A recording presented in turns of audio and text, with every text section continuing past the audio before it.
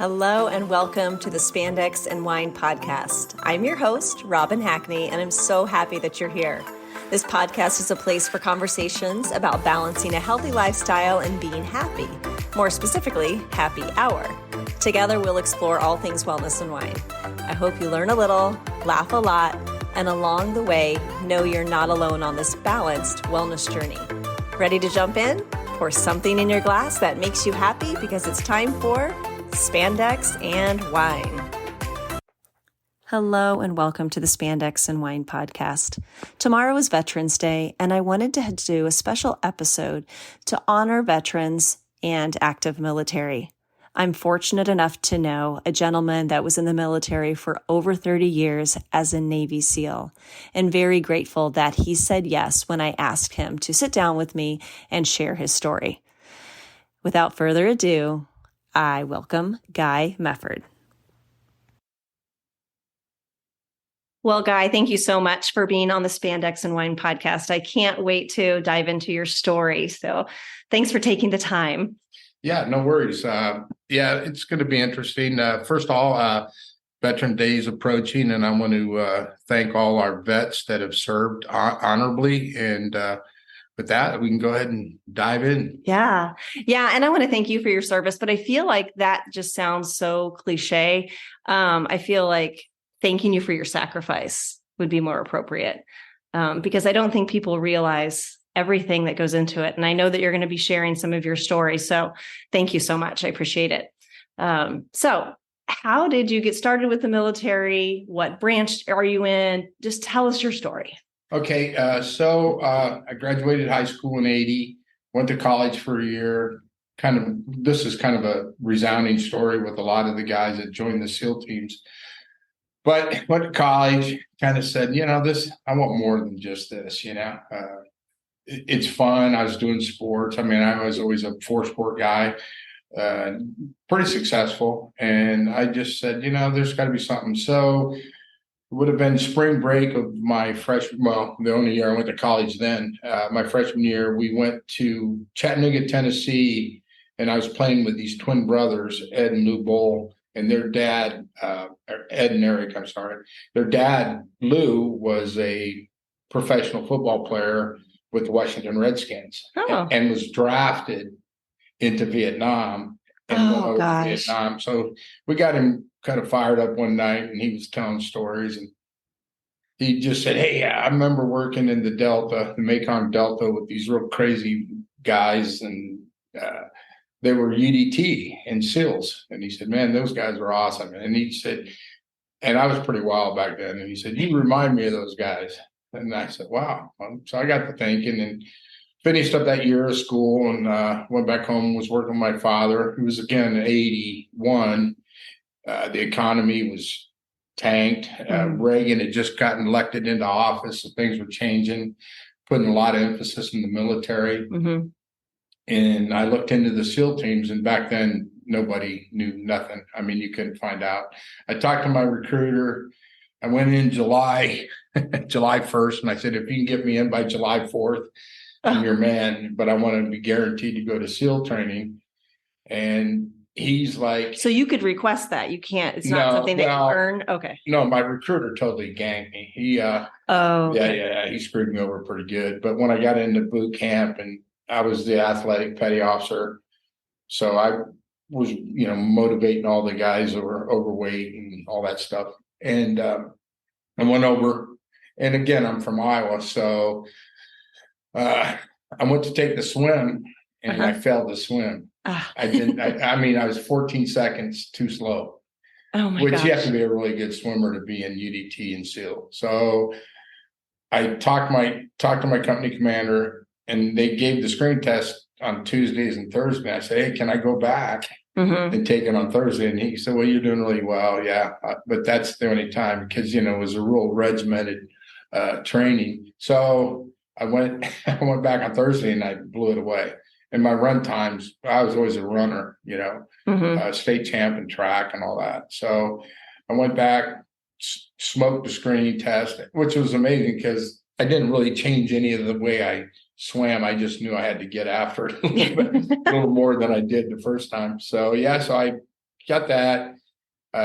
But when my recruiter came in, and you needed to have what they call a SEAL source rating. Okay. Because the dropout rate at BUDS, basic underwater demolition SEAL training, was 75%.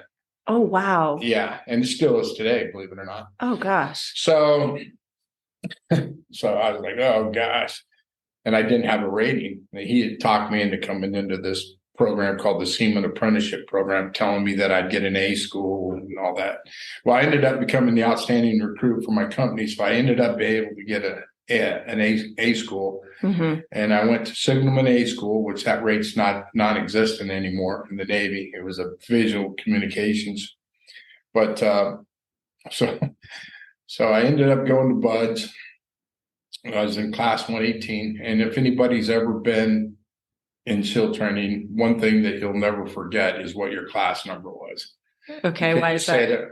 Because, I mean, everything in first phase of BUDS is physical. I mean, they're there to weed out. Sure. And they weed you out. I think we started out with 168 people, which was a very large class at that time. And by the time we started, and they have what they call Hell Week in the 4th week of training, we graduated 17 original members. Okay. Out of 168. Oh my gosh, that's crazy. Yeah. So that was pretty crazy. We had a lot of corpsmen. They were there just to try it out, thinking they'd just get in, but no hit on corpsmen, by the way.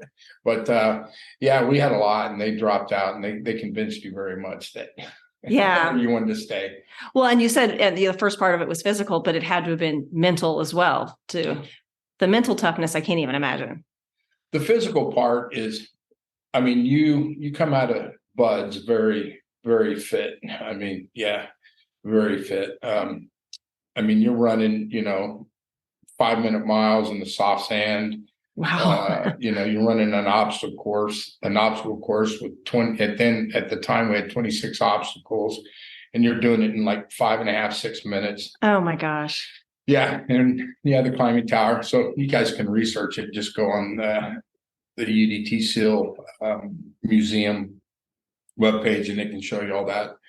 But I mean, the good thing is, who would think Southern California would be so cold, but the water in Southern California is freezing. I've never been so cold in my life. And I've been in Korea, I've been in a lot of different places. And let me tell you, it was cold. And you're in the water all the time. So, yeah. So we did that. And then I graduated in July of 82. So how long is that training then? 6 months. Well, now it's changed. It's now you have SEAL training, or UDT, but your BUDS rather, you have for 6 months, and then an additional 6 months you have what they call SEAL qualification training. Okay. And that's 6 more months. So it's roughly a little over a year of just getting it on. Gosh. But once you graduate BUDS and go into SEAL qualification training, SQT, you're treated more professionally. Okay. I mean, for all intents and purposes, unless you really screw up, you're going to go to a SEAL team. When I came in 80, when I first went to my first team, I was actually in an underwater demolition team, UDT 21. And in 1983, they decommissioned all the UDTs, underwater demolition teams, and recommissioned them as SEAL teams. So SEAL team, UDT 21 became SEAL team 4. So at any given time, how many SEALs teams are out there? And pardon me for being unintelligent about it. So chronologically, back then there were SEAL team 1 and 2, which are the original commission teams by President Kennedy in 1962. Mm-hmm. Then the next ones were UDT 21 going to as SEAL team 4. And then UDT 11 became SEAL team 3. Okay. So you had 1, 2, 3, 4, and that was that. And then in 1989, they commissioned 2 additional teams, which were SEAL team 5 and SEAL team 8. And then everybody's heard about the notorious SEAL team 6. SEAL team 6 was a counter-terrorist team, counter, hostage rescue, that kind of stuff. Same thing as Delta Force in Special Forces. The difference is Special Forces, to get into Delta, they recruit, basically Army wide. For SEAL Team 6, we recruited within the teams. And I was on that team from 85 to 95. Oh, wow. Yeah. So I have a lot of lasting relationships with those fellers. Oh, sure. And that was really cool. And a lot of conflicts, been a lot of conflicts. I just went back a week ago. It was the 40th anniversary of the bombing of Beirut, which a lot of people don't even really know of Beirut. I was there day one, and I was there at the bombing. My platoon chief, he's now gone, but deceased. He and I were on the boots on the ground while there's still debris falling from the blast. So oh my gosh, we were there for all 241 Marines that we put in body bags. It was terrible. Triage, first kind of thing there. That was in 83, October 26, 83. And then we went over as a peacekeeping force and came back combat veterans. So it was kind of something they weren't really prepared for. I think I was 20 years old at the time. And then from there, like I said, I was at SEAL Team 4. I went to SEAL Team 6, went through the qualification there, which was awesome. It was, back in the days as we were transitioning from the UDTs to the SEAL team, we weren't getting a lot of funding, and a lot of the equipment that you bought to enhance your skills were stuff you'd go buy at GI Joe or something like that. So every time we visited an Army base or whatever, we'd go to whatever the outlet store was for Army stuff, and we'd buy all that stuff. Yeah. Today, with obviously Iraq and Afghanistan, we've got a lot of combat vets, but we have a lot of new guys. So the combat vets are slowly retiring and going to the wayside. So that's kind of crazy how quick that happens. Yeah. But in 89, like I said, I was in Just Cause in 1989 when we went down to get Noriega, which was pretty interesting, that whole thing. It was all done by Special Forces, which at the time, that wasn't very, not really ever done. We went down, got Noriega, lost, a few guys at Petit Airfield and from SEAL Team 4, but I was at SEAL Team 6 at the time. So that was kind of interesting, all the missions we did, but it was really quick. We went down before Christmas and we were back by New Year's. Oh, wow. Yeah. Some guys stuck around for cleaning some stuff up, but yeah, it was a pretty quick little environment. At the time, I was actually in training where I was training the new assignees to SEAL Team 6, and that's pretty interesting. And then in 91, the Gulf War blew up, and that was pretty interesting. We were over just doing some missions in and out of there. But during 89, General Schwarzkopf wanted to come into Panama with his boys, and the generals that were on the Special Operations Force side basically denied his entry and said, "We don't need you guys. We got this." So in 91, he reciprocated by telling, all the Special Operations guys that, "Hey, no, we got this," which really it was more between Joint Special Operations Command JSOC and Arnold Schwarzkopf. So that was kind of interesting there, little history. Yeah. So we didn't get to do as much as we could have done basically in Desert Storm. Later on, moving on, there was a lot of stuff I still can't talk about that are, there's just a lot of really bad people out there that need taken out. But it's kind of interesting looking back and reflecting, going back to the Beirut bombing, again, seeing all those people. In fact, this year they had the Commandant of the Marine Corps speak, and also the Secretary of the Navy. So that was pretty interesting. Yeah. So what did they do in your training, like to prepare you? You said that you came back basically So training was real regimented. As far as when I say training, I mean, like to be able to see everything that you've seen and witness that. So from the standpoint of like I was talking about mental toughness and how to handle those situations for PTSD, like, was that a thing? Was it just? No. Okay. No, I mean, that's pretty evident in the return of the Vietnam vets. And really, most of the guys that I grew up and learned under were all Vietnam veterans. Okay. Which was pretty cool. Well, if you could keep them sober, So they were dealing with their PTSD, and the country really thought that Vietnam was a dirty war. So they weren't treated very well at all. And, and I'm still really, really good friends. Of course, most of them are geriatric. In fact, I'm getting there myself. But yeah, it was pretty interesting to go back and train under those guys. But again, they were SEALs. They did some miraculous things in Vietnam. And we talked to them a lot. At Fort Pierce, Florida is where the home of UDT SEALs are. And there's a nice museum there. And every November, which they just had last weekend, they have what they call the muster in the Navy. When you get everybody together, it's a muster. They had the muster, a bunch of team guys came down. I went last year. I didn't go this year.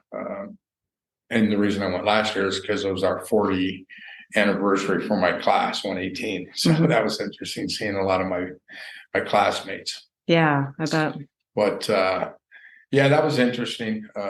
But I know the thing about being in the teams, which was really awesome as young guys, you always knew for the most part, while you're an operator, that you're going to need to keep you're at the tip of the spear. So you need to keep physically fit. Yeah. We had task conditions and standards. The Navy has a PRT, physical readiness test. We adopted our own physical readiness test. And because everybody was in a SEAL source rating, now that's changed because now special operator is a rating in the Navy. Before then, everybody had different rates. So when you went up for promotions, you really weren't going against your guys. Now that's changed because everybody now are special operators in that source rating. But the interesting part is we came out with our own physical readiness test, which was way, way harder to achieve a perfect score than the Navy PRT. Okay. You could come in and be a low outstanding in the SEAL physical readiness test, and then do the Navy PRT and be high outstanding. Well, there's a multiplier that adds all that stuff together, gives it a point value. So when you're going up for rate, if you're low outstanding and you're going against a guy that's a high outstanding, he has this mega advantage. Yeah. Even though he probably couldn't even pass the SEAL physical readiness test. So we did that for a few years. People were really getting hit for advancement. So we went back to the PRT, and then everybody, of course, yeah, if you're a SEAL and you can't get a high outstanding score in the Navy physical, and then you need to go someplace else. Yeah. Yeah. Because even in my 50s, I was high outstanding for my age group. Oh, wow. Yeah. Good for you. But I mean, a typical day, every day starts out with with physical training, 12-mile run, 2-mile ocean swim, three small old courses. I mean, all that kind of stuff that just keeps you going. Wow. And I will tell you that it's for the young. Yeah. Getting old isn't for the meek. So how old were you when you retired then? I was 52 when I retired. Okay. And you went in when you were 19. 19. Oh, yeah, wow. Yeah, okay. Yeah. Did 31 years. That is a long time. Years. We were talking, gosh, that's crazy. We were talking in class about how some countries require military.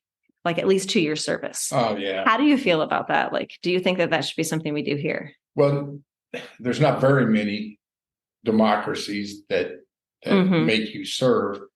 The one right off is Israel. The deal is I think that everybody, one thing, when you're in the military, you don't see color, race, or any of that stuff, or, gender. It's, hey, you do your job, you're going to be held accountable to do your job. And, if I don't care, again, what your color is, what yada, yada, yada. The fact of the matter is you're there to do that job. And it wasn't until I think 1987 that we actually had females that come and worked as support in the SEAL teams, which is pretty neat. Yeah. And right now, all special operations is open to females to participate. Oh, that's good. We haven't dropped the standards, so unfortunately, none of them have passed. Oh. I know the Rangers have a few. I think there might be a few in SF, but as far as the SEAL team to date, I don't know of anybody that's passed. It's tough. You got to pick your buddy up and body carry him and do, log PT and which is interesting. Log PT, people see it. And I remember when I was in Budge, Time Life did an article about us.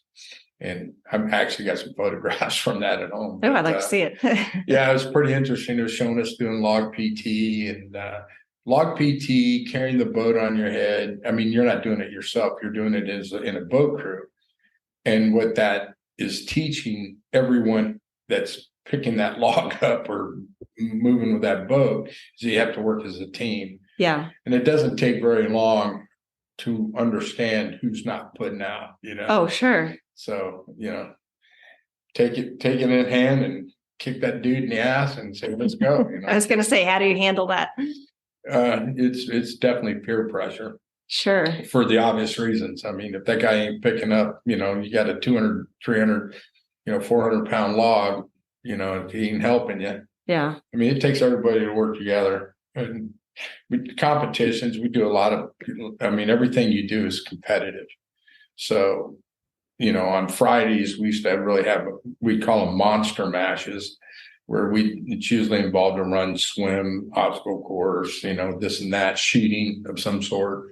And it was real interesting. And you do it individually and then sometimes as teams. So there was a race when we were in Puerto Rico.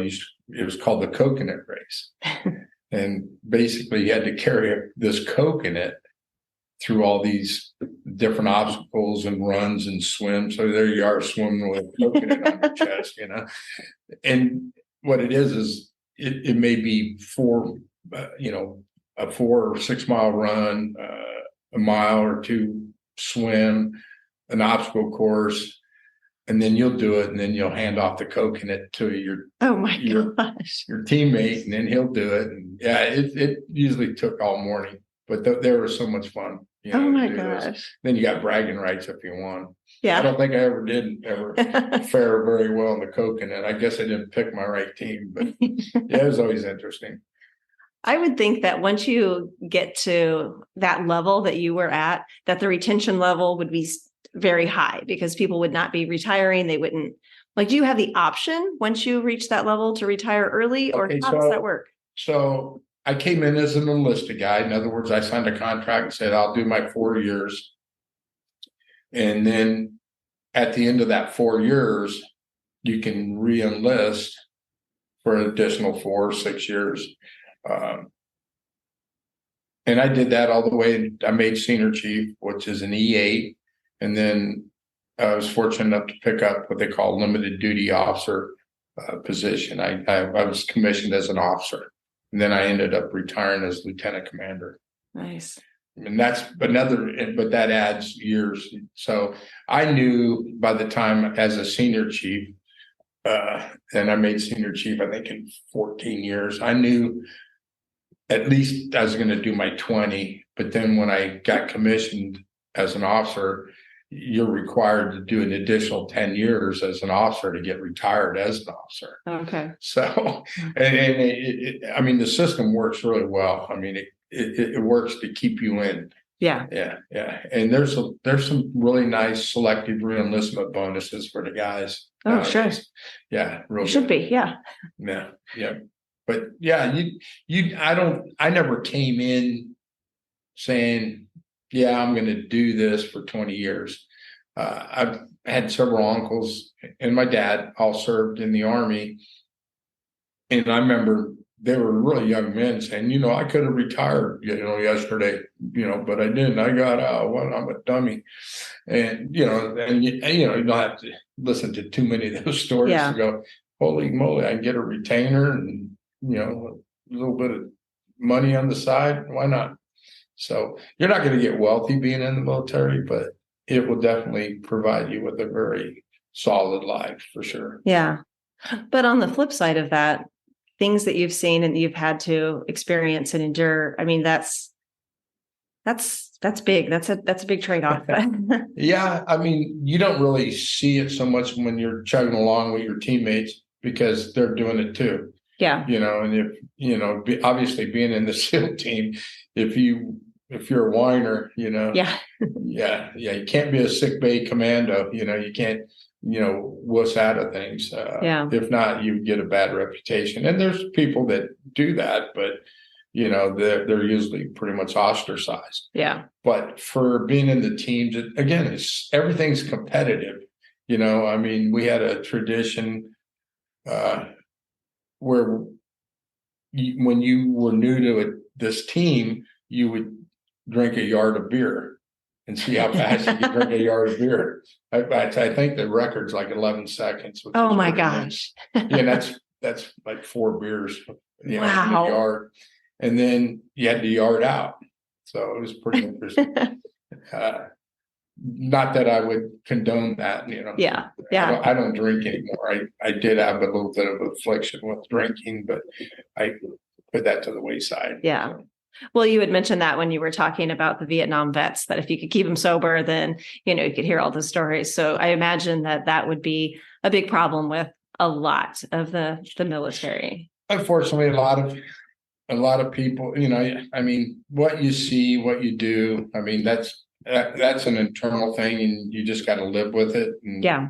And if anybody is suffering from that kind of stuff and you're listening to this, get help. There's resources out there, amazing resources out there that will take care of you. I know with the SEAL team, we have several programs. One to mention is they call it the Reset. It's for a bunch of old retired guys. They basically, put you up in a hotel, you work out, you train, you hear nutrition, you get any type of substance abuse counseling. Mm-hmm. It's pretty amazing. And it's all free to the service member. That's great. Which I'm probably going to do it here this summer, maybe, coming up. Good. It's really neat. It's I've had a couple, 3 or 4 friends of mine that went to it. Again, I don't drink anymore, so I've already went through that battle. But it's pretty amazing. It's a lot of people that suffer through PTSD, and it's kind of funny. The PTSD part of it. It's again, we're pretty prideful people. And you don't want to think you think you're kind of wussing out. You're like, but it doesn't. The affliction doesn't. It manifests differently than you would think. It's like you're sitting there someplace, going, boom, something hits you, a smell, a look, whatever. Mm-hmm. You go, wow, I got to get out of here. Yeah, it's fight or flight kind of situation, and it's just kind of scary. And sometimes, you think you're having a heart attack or, it's just like, what the heck's going on? But what, it gets better. I mean, you deal with it. You can get counseling for that. And then, just like anything else, anytime you have loss of teammates, loss of, generally everything, you go through the 5 steps, and depression's another thing, here you are, which is funny. Right before I was getting out, I was working at Naval Special Warfare Group 4, and our psychologist there was working with the NFL, there was a fairly high suicide rate. And what they were talking about was it kind of mirrors the SEAL teams, because at one time here you are, peak of life, you're at the tip of the spear. Everything's going your way for the most part. You're doing what you trained for. You're in combat. 20 years of combat with Iraq and Afghanistan was amazing. Multiple tours I did, which are great. I mean, that's what we do. That's what we train for. Mm-hmm. But it definitely made a lot of decisions for the one-termers or two-termers saying, sure. Okay, I've had my fun. I'm getting out. So we've had a lot of retention issues because of there's not only 2,800 SEALs. So Wow. When you're deploying 500-600 at a time, it doesn't take long to understand that in the rotation that it's every other year your butt's over in the combat zone. So So just in general, our military system, what would you like people to know? Is there any message that you would like to put out there? I know you were saying before that if someone needed help, that is obviously something they could reach out to do. But just like for people like me in general, what would you like me to know? Again, living in military towns, for the last 45 years, you're around a lot like-minded people. Mm-hmm. It wasn't until kind of I moved back here to Kansas, back to the Midwest, which I love, that you see that, less than 2% of our population in the United States serve in the military. Wow. 2%. That's a very small percent of people that understand, honor, courage, commitment, I would say for the young kids that want to do something with their lives, and the military, plight is a good one. I mean, just get off the couch, put down your joystick or whatever it is that you're dealing with. I mean, that's one of the biggest issues I think today is the kids that have made up their mind, especially like for SEAL training. I mean, a lot of people, especially when there's a conflict going on, you get a lot of people that really want to do what they're doing. And you get it's very competitive today for SEAL team. Mm-hmm. And, you hear about the guys that write books and make video games and all this crap. And then even on TV, I mean, back in the day, it was like, you don't do that. You're the silent warrior. You keep under wraps. And like I said, when I first came in, I'd go back to my hometown. What do you do? I'm a SEAL, sea, air, and land, yada, yada. And, the stuff they'd say, well, I just got back from jump school. And then, somebody, the only thing that falls from the sky is bird shit, and I'm like, whatever, dude. But I mean, really, for the young kids, for the people that want to do this, I mean, first, you really got to be serious about it, because in SEAL training, for example, I mean, if you haven't made up your mind, they will make up your mind. I mean, it's really serious. Like, you got to really be ready to go. So, and you got to be committed. I mean, it's, like I said, it's honor, courage, and commitment. Commitment. Mm-hmm. Yeah. Are you going to be away from your family a lot? I mean, I had 2 failed marriages because I was gone all the time. Yeah.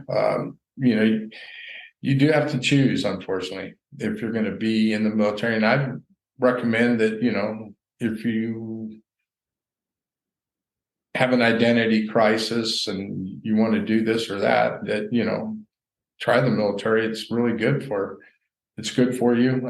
And getting back to your question about mandatory, number one, our forces ain't that big. So if we had everybody in the United States try to serve, we'd have 3 times the largest army in the world. But I think the Midwest I mean, one of the things that I see in communities, and it's definitely small communities, are World War II vets that are still with us. I mean, people don't understand that in World War II, it was more like 40% of the population served.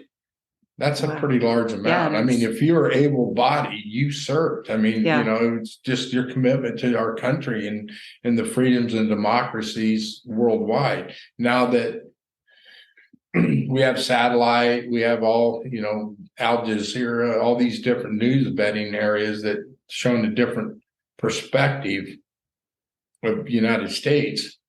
I mean, we're not revered as, the country that we think we are. I mean, you go overseas and it's just like, I mean, what's the largest, if you ask an American, what's the biggest sport, they would say, the NFL or, but it's not true. Kansas City just went over and played in Germany to try to expand the popularity of American football. Soccer is by far, which they call football, is by far the largest sport in the world. I mean, that's why Messier and all them guys that make, amazing money. Yes. But I mean, being an athlete, I mean, if you have a skill, that's another thing I would tell you is so much is put on people going to college and all that. And that was kind of the baby boomers' dream because a lot of us, didn't have the resources to go to college. But, I don't know. I mean, if you're good at being a plumber or think plumbing is good or electrical work or electrician, I mean, those are good avenues. And those skills are so hard to find anymore. I mean, just get in there and do it. I mean, a good American taxpayer, Yeah. Well, I do think that COVID helped with some of that too, because people did realize, okay, the essential workers and the people that had the trades were the ones that had to be working. My oldest son's a plumber. Good. My youngest son's a firefighter. Good. And that, when we were talking about the PTSD, I worry about him. He always wanted to be in the military. And I feel like I and my husband, we were kind of held him back. And I think he would have excelled. I think it was my fear. So I kind of feel bad about that. But I also feel bad about everything that he sees. He's over in Raytown. And so not compared to anything that you probably experienced. Everybody says that. But I mean, trust me, trauma is trauma. And when you see it, it's bad. You go to an accident and you see where somebody's been ejected or a little kid that was in a car seat or something. I mean, that's bad. I mean, it's just like what's happening over, in Gaza Strip, with Hamas. And I mean, you can't unsee that stuff. So, I mean, trauma is trauma. I mean, whether or not you see 100 people dead, vice one, true. It doesn't matter. And, the body's an amazing vessel that it can take you to a place where you can handle the situation. And a lot of people, and that's the thing with your body is amazing. I mean, you got two of everything, 2 lungs. You can live with 1 lung. You had 2 kids, all that stuff. I mean, our body, you got 2 sides of the brain, yada, yada, yada. I mean, it's just amazing how we're built. And the things that you can do are amazing. I mean, you just got to fight through it, fight through the pain. Pain's good. Extreme pain's extremely good. Sweats, pain leaving your body. Those are all little cliches that we used to say, but I mean, really, it's true. I mean, you just can't believe if, so say you're a couch potato and you want to, start something, start out slow, get everything going, work it up, and you can get there. I also believe that your body holds on to things. And I say like your issues hold your tissue, or your tissues hold your issues.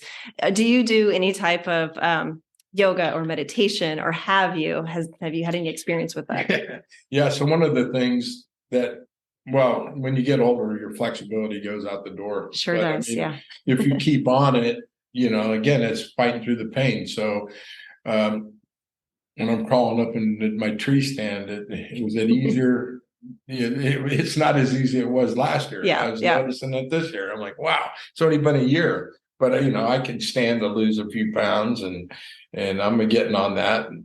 My wife works out here with Robin, and we got a membership to the gym, the Wildcat athletic club. So we're pretty excited about that. Yeah, that's great. It's just, you just got to do it. You just, quit making excuses and get off your butt and go out there and do it. There we go. I mean, that's just really it, and if it hurts, well, guess what? It's going to hurt. Yeah. At least you know why. The thing is I got over 5,000 parachute jumps. I've got just tons, I got tons of, I can sit here and say, oh man, I hurt. And I do. Trust me, sometimes getting up, it's like, well, what did I do to my leg? That, why does that hurt? At least if you're working out, you know why. Yeah. Yeah, it's true. So it's kind of interesting. Yeah. But I've got some issues, with bone spurs and all that kind of stuff. Yeah. We'll get through that. Gosh. So do you do anything special for Veterans Day? I know here you can go to the World War II Memorial. You can do a lot of different things. Do I personally do anything? No, again, it comes down to that silent warrior thing, I think, for me. Yeah. I've always been, even in Virginia Beach, where the East Coast SEALs are, I very much keep to that clique, and being out here and living in the trees and living on a little farm. I mean, we love it. I mean, I think Sonny would like to be a little bit more in the concrete jungle, but no, not me. I like it to be. It's growing on her. Yeah. No, it's good. It's interesting. But the thing that's the neatest thing I think about being retired and living in Kansas, or living basically in the Midwest, is for 45 years, I owned several different houses, and I always knew that this house, if I fix it up, it's going to be for somebody else, because I'm going to sell it. For the first time, in my life, we have a home that is ours, and we do a lot of the higher end extra stuff for it, because that's it. My next trip's going to be in the ground. So yeah. Oh gosh. Well, I so appreciate you taking this time and sharing your stories, your experiences. Thank you for your service. Thank you for your sacrifice. All right. Thank you, Rob. All right. I hope you enjoyed today's episode. I know I really appreciated Guy spending time and sharing everything that he shared. I had a hard time with the takeaways just because I feel like I just can't do our conversation justice, but I'll give it a try. 1, take the time to thank a vet or active military member for his or her service. 2, honor, courage, and commitment. What would our world look like if we all lived by these codes? 3, mind over matter. Your body is an amazing vessel and can do way more than you can imagine. Just do it. 4, if you are suffering from PTSD, depression, or maybe you don't even know what label to put on what you're feeling, get help. There are so many resources, and a few are listed in the show notes. Again, thank you, Guy, for sharing your story, time, service, and sacrifice for our country. And to all of you out there, both active military and veterans, thank you. Thanks so much for listening. If you enjoy this podcast, it would mean so much to me if you take a few seconds to do each or all of the following. First, follow or subscribe to Spandex and Wine. It'll help you so you don't miss an episode, and it'll help me because you won't miss any episodes. To do this, you'll just go to the podcast, click subscribe or follow wherever you are listening. Look for the plus sign or follow button, and this is one of the best things that you can do for the podcast, so thank you. If you'd also be willing to give a 5-star review, that would be amazing. And lastly, please share an episode with a friend or 5 to keep the love going. I appreciate you. Thanks.